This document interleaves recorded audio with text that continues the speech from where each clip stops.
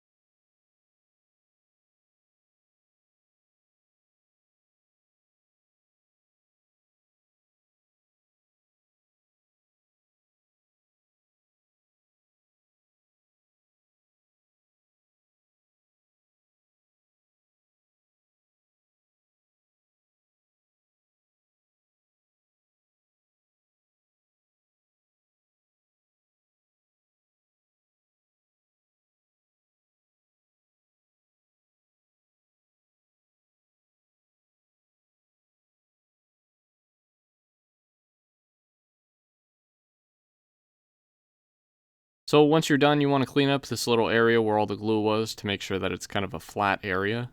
Removing the camera flash cover and the camera lens cover do make it a little bit easier to clear up the glass, just make sure you remember how they go in. The camera lens cover has a little hook, so it may be a little bit difficult to remove, along with a little bit difficult to put back in.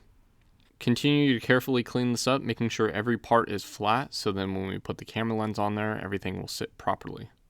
Like I said, the camera lens fits a little bit weird, and there is only one way to put this back in. Clean up the camera lens, being careful as usual, and then you should be able to set this back in.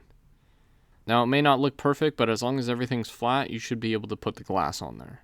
Now for my situation, it did have some adhesive on there. Personally, I don't like this adhesive because I want to kind of glue it down. Feel free to add the adhesive if you want, but this is pretty much what it would look like.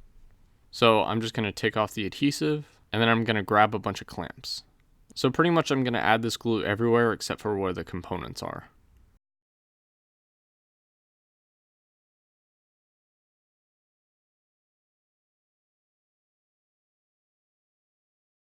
Now that I have a decent amount of glue on here, I'm going to add a ton of clamps and let this sit for about an hour. Now that it's been sitting for a while, I'm going to clean up all the excess glue, and once that's done, you're all set.